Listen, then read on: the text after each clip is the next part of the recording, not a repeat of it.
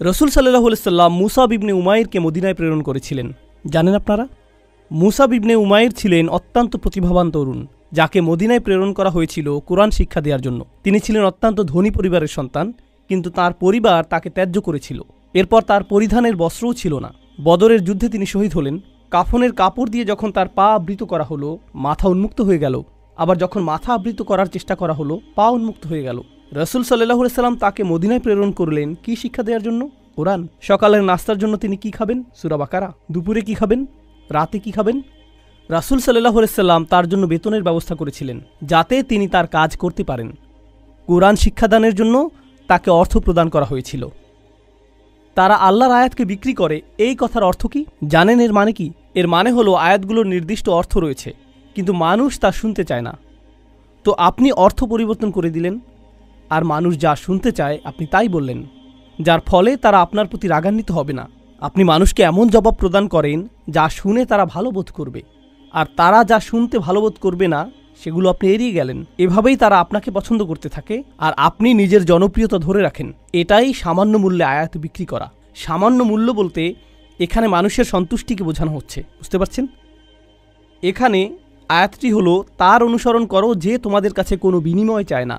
এমন কাউকে অনুসরণ করো যে তোমার কাছে কোনো বিনিময় চায় না। আসুন এটা বুঝি।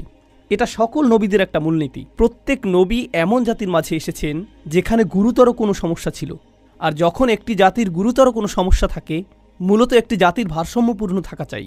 কিন্তু যখন তারা কোনো অপরাধ সংঘটিত করে, তখন তারা ভারসাম্য হারাতে থাকে, আর ভারসাম্যহীনতা খারাপ হতেই থাকে, হতেই থাকে, হতেই থাকে। এটা এমন অবস্থায় পৌঁছে যখন গোটা জাতিটা ভেঙে ছিন্ন ভিন্ন হওয়ার উপক্রম হয়। আর রাসূলের কাজ হলো তাদেরকে সেই ভারসাম্যহীনতা থেকে টেনে তোলা এবং আবারও সঠিক অবস্থানে নিয়ে আসা, বুঝতে পারছেন? কিন্তু যখন একটি ভারসাম্যহীনতা জনপ্রিয় হয়ে যায়, সকলে এটা করতে থাকে, সকলেই এতে অভ্যস্ত হয়ে যায়, আর এটা উদযাপনের বিষয়ে পরিণত হয়, এটাই ফ্যাশনে পরিণত হয়, তখন এটার বিরুদ্ধে বলা কি সহজ? না। উদাহরণস্বরূপ, এখনকার সময়ে সমকামিতার বিরুদ্ধে বলাটা বেশ কঠিন হয়ে গিয়েছে, তাই না? লূত আলাইহিস সালাম কি এমন সময়ে বসবাস করেছেন যখন এটা জনপ্রিয় ছিল? হ্যাঁ। তাকে কি এর বিরুদ্ধে কথা বলতে হয়েছিল? হ্যাঁ। তিনি কি এর জন্য বিরোধিতার সম্মুখীন হয়েছিলেন? হ্যাঁ। বিষয়টা কোরআনে আসার পেছনে কারণ রয়েছে। আপনি যদি এর বিরুদ্ধে বলেন, মানুষ আপনার দিকে তেড়ে আসবে। লূত আলাইহিস সালামের কথা কোরআনে এজন্যই এসেছে। যখন আপনি এমন বিষয় নিয়ে কথা বলেন যাতে গোটা সমাজ আচ্ছন্ন থাকে, তারা এই বিষয়টির প্রশংসা করে, আর আপনি এর বিরুদ্ধে কথা বলেন, তখন তারা আপনার দিকে তেড়ে আসবে। এখন যদি আপনি অর্থ উপার্জন অব্যাহত রাখতে চান, অথবা যদি আপনি সেই সমাজে বসবাস অব্যাহত রাখতে চান, আপনি যদি নিরাপদ অবস্থানে থাকতে চান, তখন আপনি কোন বিষয়গুলো এড়িয়ে যাবেন? সেই বিষয়গুলো যা নিয়ে তারা আচ্ছন্ন। আপনি অন্য কোনো বিষয় নিয়ে কথা বলবেন। লূত আলাইহিস সালাম শুধু পিতামাতার প্রতি সৎ ব্যবহার নিয়ে কথা বলতে পারতেন। তিনি শুধু কথা বলতে পারতেন প্রতিবেশীর সাথে উত্তম আচরণ নিয়ে। তিনি শুধু নামাজ নিয়ে কথা বলতে পারতেন। যৌন পাপের বিষয়গুলো তিনি এড়িয়ে যেতে পারতেন, কারণ এগুলো ছিল অতি বিতর্কিত, তাই না? তিনি যদি এটা করতেন, তাহলে কি তিনি ঝামেলায় পড়তেন? না, কোনো ঝামেলা হতো না। আর প্রসঙ্গক্রমে তিনি কিন্তু এখনও ভালো কাজ নিয়েই কথা বলছেন। পিতামাতার প্রতি সদাচরণ একটি ভালো কাজ, নামাজ পড়া একটি ভালো কাজ, দানশীলতা একটি ভালো কাজ। তো কেন তাকে এমন বিষয়বস্তু বেছে নিতে হলো যা তাকে ঝামেলায় ফেলবে? আসলে এটাই একজন রাসূলের কাজ। তারা এসেছেন এই বিষয়গুলো নিয়ে কথা বলার জন্য, যা নিয়ে অন্য কেউ বলার সাহস করবে না। আর আল্লাহর পক্ষ থেকে তারা রায় দিবেন। ওয়াল কুরআনিল হাকিম। তারা আল্লাহর পক্ষ থেকে রায় দিবেন, আর এটা বারবার বারবার বারবার বারবার দিবেন। সেই সমাজের মূল্যবোধকে আক্রমণ করবেন, আর বারবার বারবার আক্রমণ করবেন। কিন্তু এক্ষেত্রে তারা পরোয়া করেননি, কারণ এই পাপ কাজগুলোর বিরুদ্ধে কথা বলতেই হবে। আর নিশ্চিতভাবেই যখন কেউ এটা করেন, কোনো বিনিময়েই তারা আগ্রহী থাকেন না, কারণ বিনিময় থেকে বঞ্চিত হওয়ার জন্য এই কাজগুলোই যথেষ্ট। মাল্লা ইয়াসআলুকুম আজরন। তাদেরকে অনুসরণ করো যাদের কোনো স্বার্থ নেই, কারণ এটা জনপ্রিয় হওয়ার পথ না, এটা ধ্বংসপ্রাপ্ত হওয়ার পথ। ওয়াহুম মুহতাদুন। তারা তাদের ব্যক্তিগত জীবনে সুপথ প্রাপ্ত, সৎ পথের প্রতি অঙ্গীকারবদ্ধ। এখন বিষয়টি বুঝুন। সৎ পথের প্রতি অঙ্গীকারবদ্ধ। রাসূলগণ ছিলেন বক্তা, কিন্তু বক্তা আর কারা আছেন? আপনারা কি সমাজের অন্য বক্তাদের কথা বলতে পারেন? স্কলাররা। ইসলামী পরিবেশের বাইরের কথা বলছি। রাজনীতিবিদরা হলেন বক্তা, তাই না? ঠিক আছে। তো রাসূলগণ আপনাকে রীতিনীতি নিয়ে বলেন, সমাজ পরিবর্তন নিয়ে বলেন, তাই না? রাজনীতিবিদরাও কি কখনো কখনো সমাজ পরিবর্তন নিয়ে কথা বলেন? অবশ্যই। কিন্তু যখন রাজনীতিবিদরা সমাজ পরিবর্তনের কথা বলে, আমরা দেশের উন্নতি করতে চাই, আমরা জাতির উন্নতি করতে চাই, আমরা এটাকে শক্তিশালী করতে চাই, ইত্যাদি ইত্যাদি ইত্যাদি, তারপর আপনি যখন তাদের ব্যক্তিগত জীবন পর্যবেক্ষণ করেন, আপনি কি পান? আপনি পান দুর্নীতি। তো তাদের কথাগুলো অনেক উঁচু মানের, কিন্তু তাদের চরিত্র অনেক নিচু। আর প্রসঙ্গক্রমে আপনি দেখেন যে তারা উঁচু মানের জিনিসগুলো নিয়ে কথা বলে এজন্য যে তারা ক্ষমতা চায়, তারা মন্ত্রী হতে চায়, তারা বিনিময় চায়, তারা কোনো কিছুর প্রতি লালায়িত। যখন নবীরা কথা বলেন, তারা কি চান? তারা শুধু চান ন্যায় বিচার, তারা শুধু চান সত্য, আপনার কাছ থেকে কোনো বিনিময় চান না। আর উপরন্তু আপনি যদি নবীদের ব্যক্তিগত জীবনের দিকে লক্ষ্য করেন, তারা সর্বদাই সঠিক পথের প্রতি অঙ্গীকারবদ্ধ ছিলেন। ওয়াহুম মুহতাদুন। তো বাণীটি নিখুঁত এবং বাণীবাহকও নির্ভেজাল। এই ধারণাটি কি আগেও শেখানো হয়েছিল? হ্যাঁ, ইন্নাকা লামিনাল মুরসালিন আলা সিরাতিম মুস্তাকিম। আরেকবার পুনরালোচনা, কোরআন এরকমটাই করে, আয়াতগুলো পরস্পর সম্পর্কযুক্ত। এখন পরের আয়াতে অমালি, অর্থাৎ আমার কি সমস্যা হয়েছে, সেই মানুষটি এখনও কথা বলছেন, সেই রজুল, সেই আদর্শ ব্যক্তি, আল্লাহর ইচ্ছায় যার নাম আমরা কোনো একদিন জান্নাতে জানতে পারব। তিনি বলেছেন, আমার কি সমস্যা হয়েছে? লা আবুদুল্লাযী ফাতারানি, আমি কি সেই সত্তার উপাসনা করব না যিনি অস্তিত্বহীন অবস্থা থেকে আমাকে গড়েছেন? ওয়া ইলাইহি তুরজাউন, আর তোমাদের সকলকে তারই কাছে ফিরিয়ে নেওয়া হবে। এখন মালি, In Arabic we say ومالي لا أفعل التي شأنها أن يوردها المتكلم في رد على من أنكر عليه فعلا। ইবনে আশুর এটা উল্লেখ করেছেন যে যখন কেউ বলে আমার কি সমস্যা হয়েছে যে আমি এটা অথবা সেটা অথবা অন্য কিছু করব, এর অর্থ হলো কেউ তাকে বলেছে যে এই তোমার কি সমস্যা হয়েছে, তুমি কেন ধর্ম ত্যাগ করেছো, আর সে তার দিকে ফিরে এর জবাব দিচ্ছে। তো প্রকৃতপক্ষে উক্তিটি যদিও লিপিবদ্ধ হয়নি, কিন্তু তার বক্তব্যের ধরন দেখে আমরা বুঝতে পারছি, এই তোমার কি সমস্যা হয়েছে, কেন তুমি এই মিথ্যা ধর্মের পক্ষে কথা বলছো? আর তিনি তার দিকে ফিরে বলছেন, আমার এমন কি হয়েছে যে আমি তার উপাসনা করব না যিনি আমাকে সৃষ্টি করেছেন, আর তোমাদের সকলকেও তার কাছে ফিরিয়ে নেওয়া হবে। এটা উপলব্ধি করো যে তোমাদেরকেও ফিরিয়ে নেওয়া হবে। বাক্যটি শুরু হয়েছে আমার কি সমস্যা হয়েছে এটা দিয়ে, শুরু হয়েছে তাকে দিয়ে, আর বাক্যটি শেষ হয়েছে তোমাদের সকলকে তার কাছে ফিরিয়ে নেওয়া হবে। তো তিনি কাকে দিয়ে শুরু করেছেন? নিজেকে দিয়ে। আপনি যদি মানুষের সাথে একাত্ম হয়ে গিয়ে এই বাণী তাদের কাছে প্রচার করতে চান, আপনাকে নিজের সম্পর্কে অনেক কিছু স্বীকার করতে হবে। মানুষকে আপনার এটা বলার সক্ষমতা থাকতে হবে যে তোমরা সমস্যার সম্মুখীন হবে। আমি যদি কাউকে পরামর্শ দিই ভ্রমণ সম্পর্কে, আপনি এই এয়ারলাইন্সে না গিয়ে অমুক এয়ারলাইন্সে যান, আমি যদি এমনটা বলে শুরু করি যে ভাই আমি এই এয়ারলাইন্সে গিয়েছিলাম, তারা এত বেশি দেরি করেছিল, তারা আমার লাগেজ হারিয়ে ফেলেছিল, অমুক এয়ারলাইন্সে যান, এটা কি পরামর্শটিকে বেশি আবেদনময় করে তুলছে? কারণ আপনি নিজের কথা প্রথমে বলেছেন, আর যেহেতু আপনি কোনো একটি অভিজ্ঞতার শিকার হয়েছেন, এখন আপনি ঐকান্তিকভাবে তার কল্যাণের জন্য তার কাছে আসছেন। কিন্তু যদি আপনি তার কাছে গিয়ে বলেন হে তুমি এই এয়ারলাইন্সে যাচ্ছ, তুমি একটা স্টুপিড, এটা কি এমন ব্যবহার যার ফলে মানুষ রাজি হবে? না, বরং এটা অপমানজনক। তিনি নিজের সম্পর্কে বলছেন, কারণ তিনি চান না যে তারা তাকে ঘৃণা করুক। তিনি ঘৃণার উদ্রেককারী কোনো কথা বলতে চান না, তিনি একপাশে কোনো কথা বলতে চান না, তিনি শুধু তার নিজের সম্পর্কে কথা বলতে চান। দেখো আমার দিক থেকে এটা হবে বড় ধরনের অপরাধ, দেখো আমার দিক থেকে এটা হবে বড় ধরনের অপরাধ যদি আমি তাকে উপেক্ষা করি যিনি আমাকে সৃষ্টি করেছেন। তোমরা সকলেও তার কাছে ফিরে যাচ্ছ। এটা কথা বলার খুবই ভালোবাসাপূর্ণ উপায়, যেটা তিনি ইতিমধ্যে শুরু করেছেন ইয়া কওমি বলার মাধ্যমে। এজন্যই তিনি তার জাতির প্রতি ভালোবাসার টানে ছুটে এসেছিলেন। তো তিনি বললেন ওমালিয়ালা আবুদুল্লাযী ফাতারানি ওয়া ইলাইহি তুরজাউন আত্তাখিযু মিন দুনিহি আলিহা, আমার কি তাকে ছাড়া অন্য কাউকে উপাস্য মানা উচিত? ইউরিদনির রহমানু বিদুররিন, যদি আর রহমান বা অবিশ্বাস্য রকম দয়ালু সত্তা সিদ্ধান্ত নেন যে কোনো ক্ষতি নেমে আসবে, লা তুগনি আন্নি শাফাআতুহুম শাইআ, অন্য সকল মিথ্যা উপাস্য মিলে আমাকে মুক্ত করতে সক্ষম হবে না।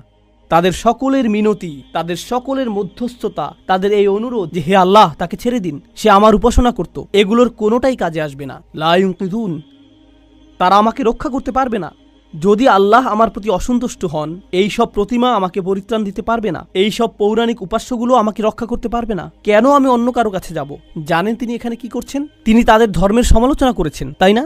কারণ তারা অন্য উপাস্যে বিশ্বাস করে, কিন্তু এভাবে না বলে যে তোমাদের কি সমস্যা, কেন তোমরা এই সকল উপাস্যে বিশ্বাস করছো, তারা তোমাদের রক্ষা করতে পারবে না। এর পরিবর্তে তিনি বললেন কিভাবে আমি এই সকল উপাস্যে বিশ্বাস করতে পারি? তারা আমাকে সাহায্য করতে পারবে না। কাকে? আমাকে। আমি শুধু আমার নিজেকে নিয়ে চিন্তিত। আত্তাখিযু মিন দুনিহি আলিহা ইন ইউরিদনির রহমান, যদি আর রহমান আমার উপর কোনো ক্ষতি নামানোর সিদ্ধান্ত নেন। প্রথমত তিনি আমি সর্বনামটি ব্যবহার করেছেন, কারণ এখন তিনি তাদের মূর্তিগুলো নিয়ে কথা বলবেন। আপনি অন্য মানুষের ধর্ম নিয়ে কথা বলতে পারেন যতক্ষণ এটা আপনার সাথে প্রাসঙ্গিক হয়। কেন এটা আপনার কাছে যুক্তিসঙ্গত মনে হয় না? তাদের সম্পর্কে না, বরং আপনার সম্পর্কে। এই জিনিসটা আমার কাছে যুক্তিসঙ্গত মনে হয় না, এই জিনিসটা আমার সাথে যায় না, এটা আমি আমার নিজের জন্য সঙ্গতিপূর্ণ মনে করি না। কেন আপনি এভাবে কথা বলবেন? কারণ আপনি এটাকে আত্ম অহংকারের প্রতিযোগিতায় পরিণত করতে চান না। এখানে দ্বিতীয় বিষয়টি হলো আর রহমান। যদি আর রহমান অকল্যাণ দেওয়ার সিদ্ধান্ত নেন, তারা আমাকে রক্ষা করতে পারবে না। দাঁড়ান, আর রহমান শব্দটির অর্থ কি? যিনি অকল্যাণ দেন। এর অর্থ কি? আর রহমান অর্থ যিনি দয়ালু, যিনি যত্ন করেন, যিনি ভালোবাসা প্রদর্শন করেন। তো কেন তিনি বলছেন যে আর রহমান যদি কোনো অকল্যাণ করতে চান? আর রহমান শব্দটি এবং ক্ষতি শব্দটি একে অপরের সাথে যায় না, তাই না? তারা একসাথে যায় না। জানেন তিনি তাদেরকে কি বলেছেন? তোমরা আর রহমানকে নিয়ে এর আগে উপহাস করেছ। তোমরা বলেছ মা আনজালার রহমান মিন শাই, আর রহমান কোনো কিছু প্রেরণ করেননি। তারা ইতিমধ্যেই এই নামটি ব্যবহার করেছে। তার নাম অবিশ্বাস্য রকম ক্ষমাশীল এবং অত্যাধিক ক্ষমাশীল। কিন্তু এর অর্থ এই নয় যে তার অকল্যাণ সাধন করার ক্ষমতা নেই। আপনি তার নাম থেকে সুযোগ নিতে পারবেন না, আর ভাবতে পারবেন না যে কোনো কিছুই হবে না। আরে ভাই, আল্লাহ মহান, কোনো সমস্যা হবে না। কিছু মানুষ আল্লাহর সাথে আপোষ মীমাংসা করতে চায়। আমি আল্লাহর জন্য এত কিছু করি, আমি যদি সামান্য কয়েকটি বিষয় কখনোই না করি, এতে কোনোই সমস্যা নেই। আল্লাহর এটা বোঝা উচিত। আসলেই তার বোঝা উচিত। এমনভাবে কথা বলছেন যে তিনি এটা বুঝেন না।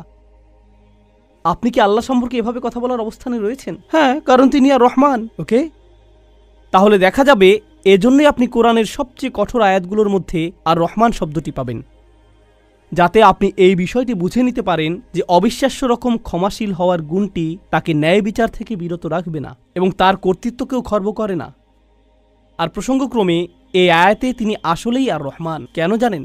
কারণ আল্লাহর একজন বান্দা, প্রত্যেক মানুষই আল্লাহর বান্দা, সে স্বীকার করুক আর নাই করুক। যখন আল্লাহর একজন বান্দা পাপের উৎসে পরিণত হয়, তখন সে হয় এই পৃথিবীতে ক্যান্সারের মতো, যে পাপ কাজ ছড়াতে থাকে। আর তখন আল্লাহ অন্য সকল সৃষ্টির প্রতি রহমা প্রদর্শন করেন তাকে সরিয়ে ফেলার মাধ্যমে। এটাও আর রহমান নামের অন্তর্ভুক্ত। কখনো তার দয়া প্রদর্শিত হয় অন্য সকল সৃষ্টির প্রতি, যখন তিনি তাদেরকে রক্ষা করেন আপনার কাছ থেকে। ইন ইউরিদনির রহমান বিদুররিন লা তুগনি আন্নি শাফাআতুহুম শাইআ। সুবহানাল্লাহ। এখন আমরা তার বক্তব্যের প্রায় শেষে রয়েছি। ইন্নী ইযাল্লা ফি যালালিম মুবিন। যদি এমনটাই হয়, যদি আমি আল্লাহ ছাড়া অন্য কারো উপাসনা করি, যদি আমি অন্য উপাস্য গ্রহণ করি, তাহলে আমি সুস্পষ্ট বিভ্রান্তিতে পড়ে যাব। আমি সম্পূর্ণরূপে বিভ্রান্ত হয়ে যাব। তিনি বিভ্রান্ত নন। তিনি বলছেন তোমরা সবাই বিভ্রান্ত, কিন্তু তিনি তাদেরকে আঘাত করতে চাইছেন না। তাই তিনি বলছেন আমি অত্যন্ত বিভ্রান্তিতে পড়ে যাব যদি আমি এমনটা করি। ইন্নী আমানতু বিরব্বিকুম। আমি ঈমান এনেছি তোমাদের প্রভুর প্রতি, তোমাদের প্রতিপালকের প্রতি। তিনি বলেননি যে আমি ঈমান এনেছি আমার প্রভুর প্রতি, আমার প্রভুর প্রতি। তিনি বলেছেন আমি ঈমান এনেছি তোমাদের প্রভুর প্রতি। তিনি আমি থেকে তুমিতে পরিবর্তন করলেন। আমি আপনাদেরকে একটা সমীকরণ দিচ্ছি। আমি যোগ তুমি সমান সমান আমরা। আমি যোগ তুমি সমান কি? আমরা। তো তিনি শুরু করেছেন আমি দিয়ে, তিনি যাচ্ছেন তুমিতে, কারণ তিনি এর দ্বারা কি বোঝাচ্ছেন? আমরা পৃথক নই। আমি চাই আমরা সবাই যেন সুখী হই। আমি চাই আমরা সবাই যেন আল্লাহর কাছে পরিত্রাণ পাই। এটা আমি বনাম তোমরা নয়, এটা আমি এবং তোমরা। দাওয়াতি কাজ মানে প্রতিপক্ষ নয়, এর অর্থ বিতর্ক নয়, এর অর্থ যুক্তিতর্ক নয়। আমরা এটাকে এগুলোতে পরিণত করেছি। আমি একটি দাওয়াতি প্রোগ্রাম করতে চাই যেখানে আমি খ্রিস্টানদের সাথে বিতর্ক করব। আপনার কোথাও ভুল হচ্ছে। এটা এভাবে কাজ করে না। এর জন্য একটা নির্ধারিত অবস্থান রয়েছে, তবে এটাকে দাওয়াতি কাজ বলে না, এটাকে বলে জিদাল। এর জন্য কোরআনের ভিন্ন শব্দ রয়েছে, আর সেটা হলো সর্বশেষ পন্থা। আমরা শুরুতেই এটা করব না, কখনোই করব না। তো এখন তিনি বলছেন ইন্নী আমানতু বিরব্বিকুম। আমি তোমাদের সকলের প্রভুর প্রতি ঈমান এনেছি, তোমাদের সকলের প্রভুর প্রতি ঈমান এনেছি। ফাসমাউন, আমার কথা শোনো, আমার কথা শোনো। তিনজন রাসূল কথা বলেছেন, আর তিনি বলছেন আমার কথা শোনো। আমি যা বলছি তা শুধু শোনো। কখনো কখনো আমি শিক্ষক হিসাবে এই বিষয়টা খেয়াল করি। আমি আরবি শেখাই অথবা চেষ্টা করি।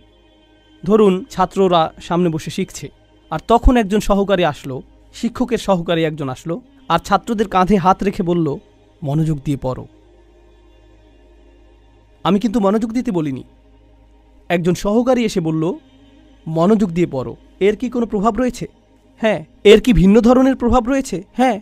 যখন আরেকজন ছাত্র আপনার কাছে এসে বলে ভাই পড়াশোনা করো, শিক্ষক বলেন যে পরীক্ষার জন্য পড়াশোনা করো। হ্যাঁ, অবশ্যই আমি পরীক্ষার জন্য পড়াশোনা করব। তারপর আপনি রাত 8টার সময় বাস্কেটবল খেলা দেখছেন, আর আপনার বন্ধু এসে বলল, আরে ভাই চলো পড়াশোনা করি। এটার কি ভিন্ন প্রভাব থাকবে? অবশ্যই থাকবে। এই সাহাবী এটা বুঝতে পেরেছিলেন, রাসূলদের এই সঙ্গীটি তা বুঝতে পেরেছিলেন। তার কাছে রয়েছে স্বতন্ত্র স্থান, সূর্যের আছে নিজস্ব স্থান, চাঁদেরও রয়েছে নিজস্ব স্থান।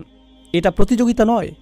আমার কথা শুনো, এটা এতটাই ভালোবাসাপূর্ণ চমৎকার বক্তব্য। আর আমি এখানে বলতে চাই যে তার বক্তব্যটি এখানে 3জন রাসূলের থেকেও বেশি কাজ করেছিল। এই আয়াতগুলোতে তার বক্তব্যের বেশি প্রভাব রয়েছে 3জন রাসূলের তুলনায়। এটা কেন?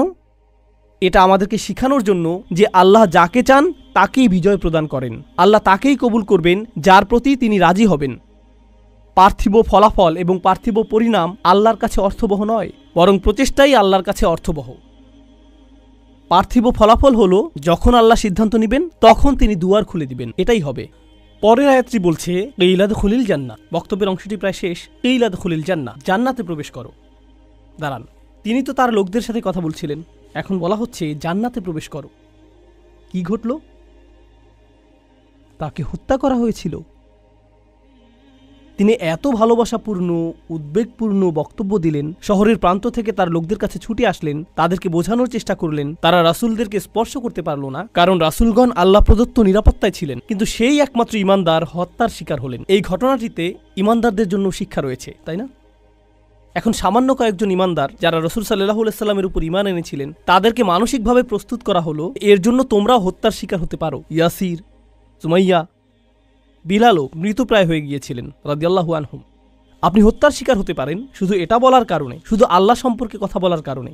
তো তিনি জান্নাতে প্রবেশ করলেন এজন্য না যে তাকে স্থানান্তরিত করা হয়েছিল, বরং তাকে হত্যা করা হয়েছিল। আর প্রসঙ্গক্রমে তারা কিভাবে রাসূলদের হত্যা করার সিদ্ধান্ত নিয়েছিল? পাথর নিক্ষেপ করে এবং আমৃত্যু নির্যাতন করার মাধ্যমে। মনে আছে এটা? তাই তিনি সহজ কোনো মৃত্যুর শিকার হননি। তো তিনি একজন শহীদ, কারণ শহীদগণ সরাসরি জান্নাতে প্রবেশ করেন। তিনি সরাসরি জান্নাতে প্রবেশ করলেন। আর তার উক্তি এটা ছিল না, হে আল্লাহ তাদেরকে শাস্তি দিন, কারণ এই কাফিররা আমাকে হত্যা করেছে। ঈমানদারদের পক্ষ হয়ে প্রতিশোধ গ্রহণ করা উচিত।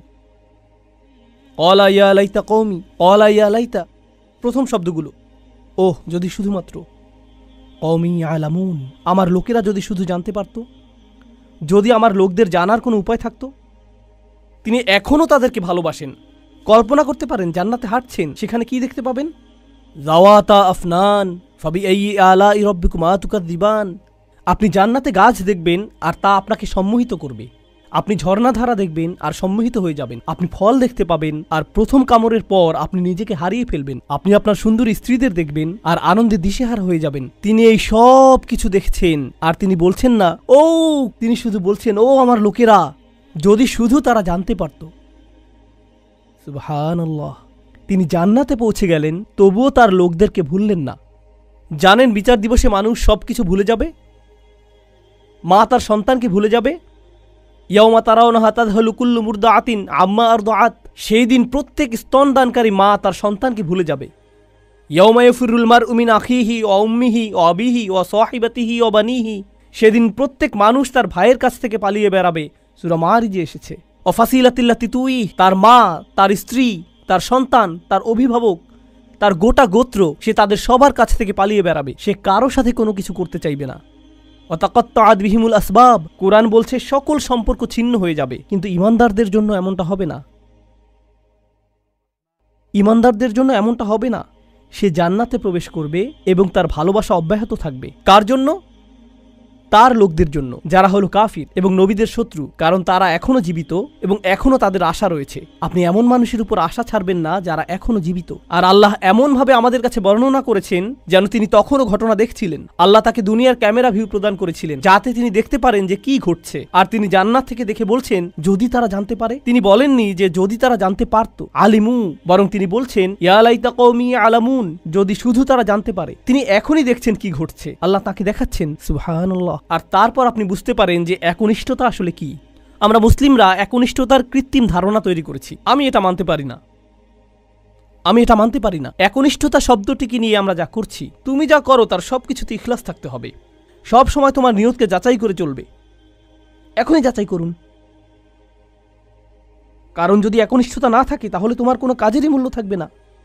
আর তোমার একনিষ্ঠতা থাকতে হবে শুধু এবং শুধুমাত্র আল্লাহর জন্য। আমি এর সাথে দ্বিমত পোষণ করব? আমি জানি এখনই আমাকে হত্যা করতে আসবেন না।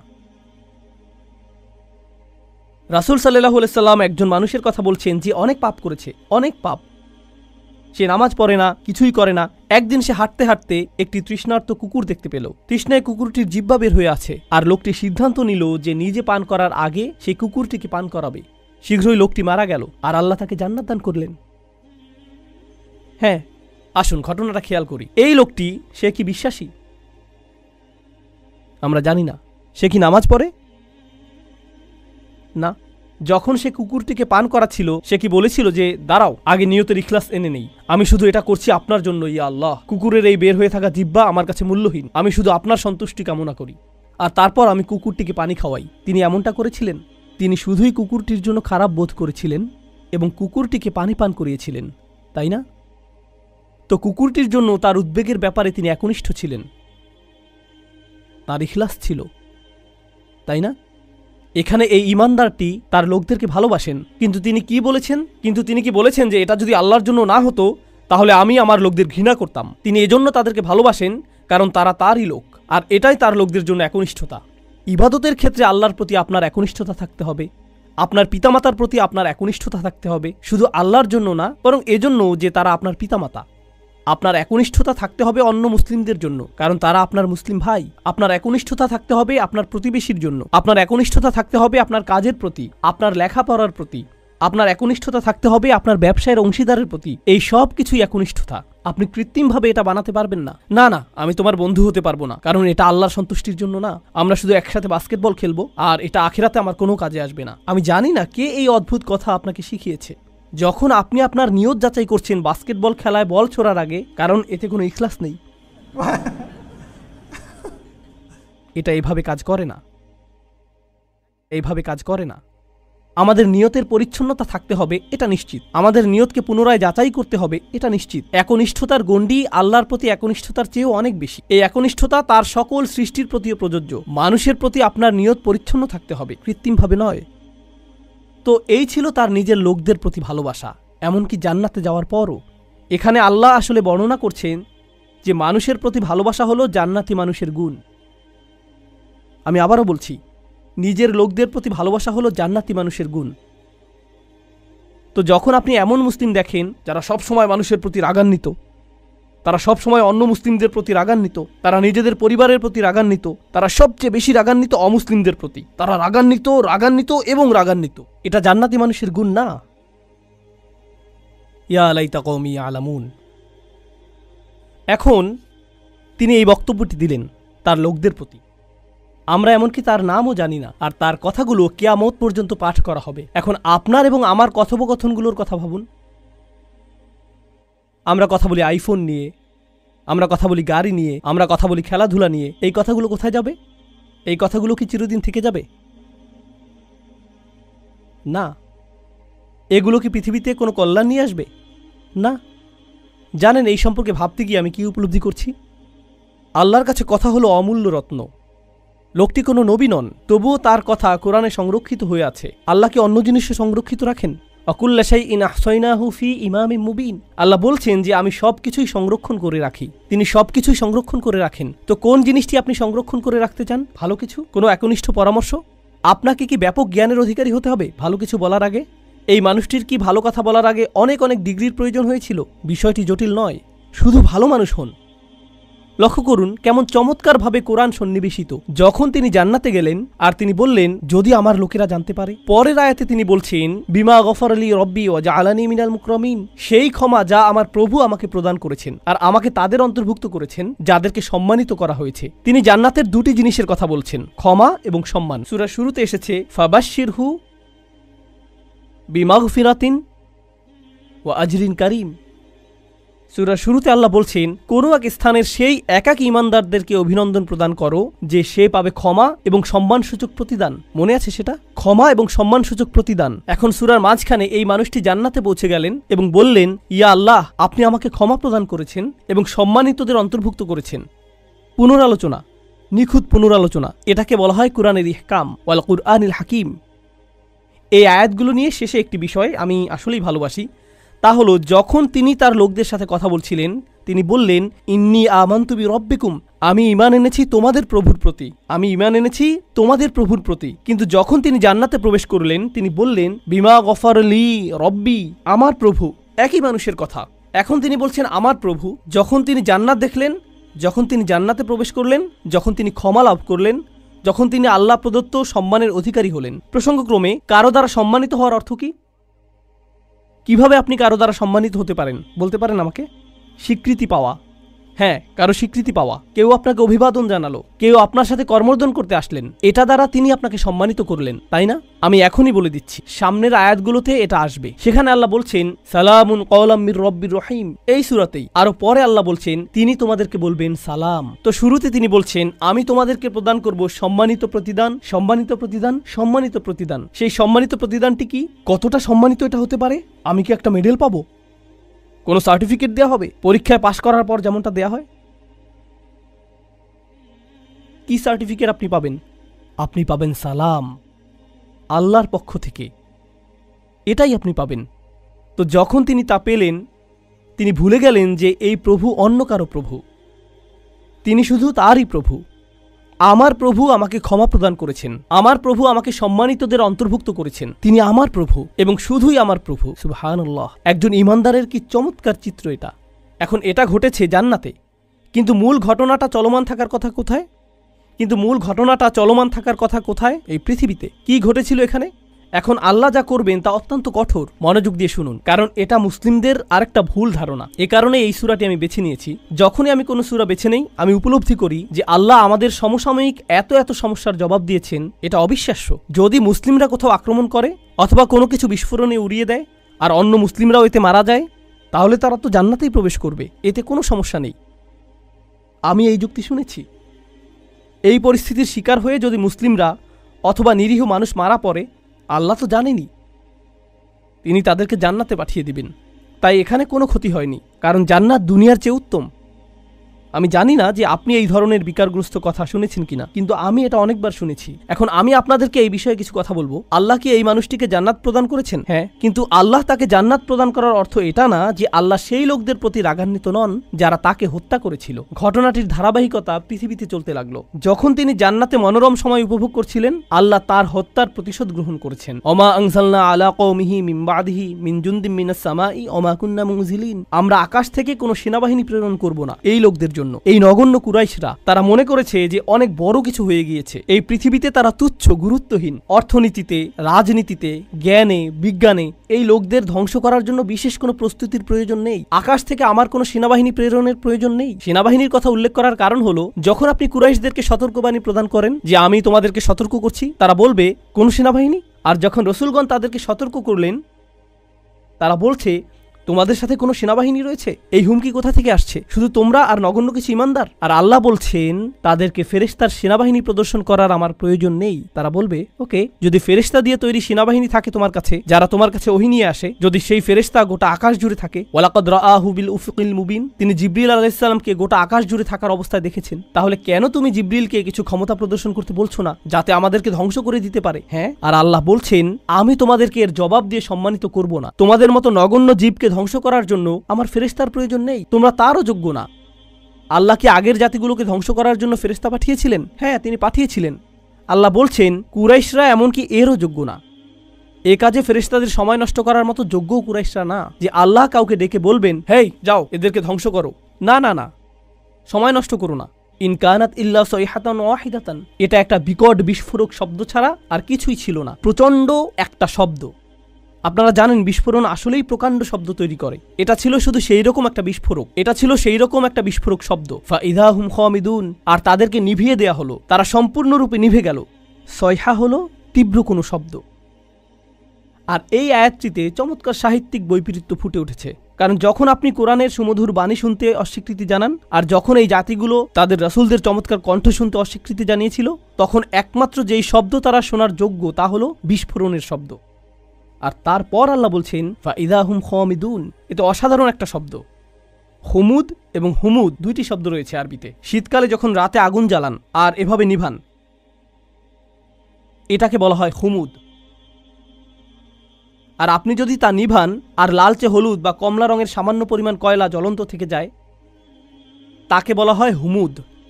কিন্তু যখন আপনি একবারে তা নিভিয়ে ফেলেন, এটা সম্পূর্ণ নিভে যায়, একেবারে নিভে যায়, এমনকি সামান্য কয়লাও জ্বলন্ত থাকে না, এটা সম্পূর্ণ নিভে গেছে, এটাকে বলা হয় এমন আগুন যা হলো খামিদাহ। খামিদাহ ফাইদাহুম খামিদুন, তারা সম্পূর্ণ নিশ্চিহ্ন হয়ে গেল। এমন একজনও থাকবে না যে মৃত্যুর পূর্বে মাটিতে গড়াগড়ি দিতে থাকবে, তারা নিঃশেষ হয়ে যাবে সবাই একসাথে, যেভাবে একটি আগুন নিভানো হয়। আর প্রসঙ্গক্রমে তাদের মৃত্যুকে আগুন নিভানোর সাথে তুলনা করার মাধ্যমে তাদেরকে তুলনা করা হয়েছে আগুনের সাথে। আর আপনি যদি তাদেরকে আগুনের সাথে তুলনা করেন, তাহলে এর অর্থ হলো তারা বিপজ্জনক। আপনি যদি আগুনকে জ্বলতে দেন, আগুন কি হবে? ছড়িয়ে পড়বে। তাই অন্য সকল জাতির প্রতি রহমা এবং করুণাস্বরূপ আল্লাহ সিদ্ধান্ত নিলেন যে এই ক্যান্সার, এই আগুনকে নিভিয়ে ফেলতে হবে। ফাইদাহুম খামিদুন। আর এটা ছিল একজন ইমানদারকে হত্যার পরিণাম। তো এখন দ্বিতীয় এই অনুচ্ছেদটির উপসংহারে এসেছে, ইয়া হাসরাতান আলাল ইবাদ মা ইয়াতিকুম মির রাসূলিন ইল্লা কানু বিহি ইস্তাহজিউন। মানুষের জন্য বিষয়টা কতটা পরিতাপের, আল্লাহ নিজে এটাকে পরিতাপের বিষয় হিসেবে বিবেচনা করছেন। তিনি সেই জাতিকে নিশ্চিহ্ন করে দিয়ে বলেননি যে দেখেছো আমি কি করতে পারি, বরং তিনি বলছেন সেটা একটা পরিতাপের বিষয়। আরবিতে হাসরা বলতে বোঝায় It means هي شدة الندم والتألم والتحسر والحزن على ما مضى. এর দ্বারা আসলেই গভীর দুঃখ প্রকাশ বোঝায় অতীতে ঘটে যাওয়া সবকিছুর জন্য। আল্লাহ নিজে এটাকে পরিতাপের বিষয় বলেছেন। কেন তারা উপদেশ গ্রহণ করল না? আলাল ইবাদ, বান্দাদের জন্য কি সাংঘাতিক পরিতাপের বিষয়। তিনি তাদেরকে বান্দা বলছেন। কেন তিনি বান্দা বললেন? কেন তিনি বললেন না যে ইয়া হাসরাতান আলাল কুফার, কি পরিতাপের বিষয় কুফারদের জন্য, অবিশ্বাসীদের জন্য।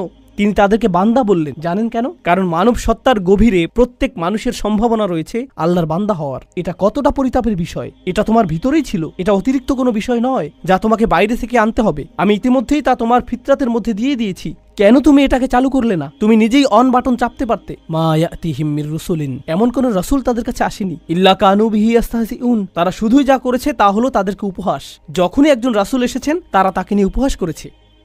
এখন এই আয়াতে আল্লাহ বলেননি যে তারা রাসূলদের হত্যা করেছে অথবা তারা রাসূলদের হুমকি দিয়েছে। তিনি বলেছেন যে তারা রাসূলদের নিয়ে উপহাস করেছে। কিন্তু এর আগে আপনারা শিখেছেন তারা বলেছিল যে তারা রাসূলদের হুমকি দিবে, তারা তাদেরকে অভিশাপ হিসেবে গণ্য করবে, মনে আছে সেটা? কিন্তু এখানে যখন পরিতাপের বিষয়টি আসলো, তিনি বলছেন যে এই আযাবের সম্ভাবনার সূচনা হয়েছে তাদেরকে উপহাস থেকে। যখন একটি জাতি রাসূলদের নিয়ে উপহাস করা শুরু করে, তখন থেকে তাদের ধ্বংসের সময় গণনার জন্য ঘড়ির কাঁটা চালু হয়ে যায়। তাদের ধ্বংসের প্রথম ধাপ হলো মূলত কার্টুনে যেরকম ডিনামাইট বোমার ছবি আঁকা থাকে, যেখানে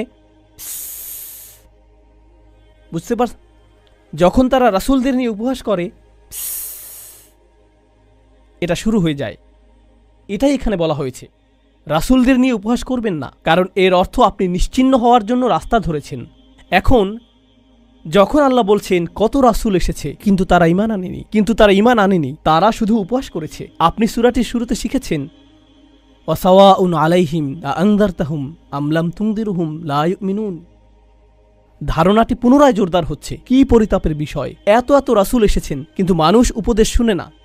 আলাম ইয়ারাউ কাম আহলাকনা ক্বাবলাহুম মিনাল কুরুন, তারা কি দেখেনি তাদের পূর্বে কত শহর আমরা ধ্বংস করে দিয়েছি, কত জাতি ইতিমধ্যে ধ্বংসপ্রাপ্ত হয়েছে, তারা কি তা দেখে না? তিনি কাকে উদ্দেশ্য করে বলছেন? তিনি রাসূল সাল্লাল্লাহু আলাইহি সাল্লামের সময়ের লোকদের উদ্দেশ্য করে বলছেন এবং বলছেন যে কেন তারা ইতিহাস পর্যবেক্ষণ করে না, কেন তারা দেখে না যে যা রয়েছে তাদের পেছনে। তারা কি দেখেনি? না, তারা দেখেনি, কারণ তাদের পেছনে একটি দেয়াল রয়েছে। তিনি বলেছেন আন্নাহুম ইলাইহিম লা ইয়ারজিউন, তারা তাদের কাছে ফিরে আসবে না। কিছু তাফসীরকারক এই আয়াতটিকে চমৎকারভাবে বিশ্লেষণ করেছেন। চমৎকার একটা বিশ্লেষণ এটা। তারা বলে যে তারা তাদের কাছে ফিরে আসবে না। অর্থ হলো সেই জাতিগুলো যেগুলো ধ্বংস হয়েছে, যেহেতু তারা সম্পূর্ণ নিশ্চিহ্ন হয়ে গিয়েছে আর কেউ রক্ষা পায়নি, তাদের কারোরই সন্তান অথবা বংশ টিকে থাকেনি, তো তোমাদেরকেও বলতে পারবে না যে তোমরা ফেরাউনের বংশধর অথবা লুতের জাতির বংশধর অথবা সালেহ বা শুআইবের জাতির বংশধর। যেহেতু সেই জাতিগুলো সম্পূর্ণ নিশ্চিহ্ন হয়ে গিয়েছিল, তোমরা তাদের কারো কাছে ফিরে যাও না। আপনারা জানেন, মানুষ বলে থাকে যে আমার রক্ত রাসূল সাল্লাল্লাহু আলাইহি ওয়াসাল্লামের বংশে ফিরে যায়। এর অর্থ এই না যে তারা তাদের কাছে ফিরে আসবে না, বরং তোমরা তাদের কাছে ফিরে যাও না, কারণ তাদের ভবিষ্যৎ প্রজন্ম এবং বংশ সম্পূর্ণরূপে নিশ্চিহ্ন হয়ে গিয়েছিল। আন্নাহুম ইলাইহিম লা ইয়ারজিউন। তো তোমরা যখন মনে করো যে তোমাদের ভবিষ্যৎ রয়েছে, তোমরা এত আত্মবিশ্বাসী কেন যে আসলেই তোমাদের ভবিষ্যৎ রয়েছে? আর প্রসঙ্গক্রমে যেহেতু তাদের নামও সম্পূর্ণ মুছে গেছে, হয়তো সেজন্যই আল্লাহ শহরটির নাম উল্লেখ করেননি। এজন্য যদি তিনি তার নাম উল্লেখ করতেনও, কেউ তা চিনতেও পারত না, কারণ এর কোনো অস্তিত্ব এখন নেই। একটা নির্ধারিত সময়ে আল্লাহ তাদেরকে ইতিহাস থেকে মুছে দিয়েছেন। তাদের প্রত্যেক অনুসারী, গোটা জাতিটি বিলুপ্ত হয়ে গিয়েছিল, তাই তাদের নাম উল্লেখ করা অপ্রয়োজনীয়।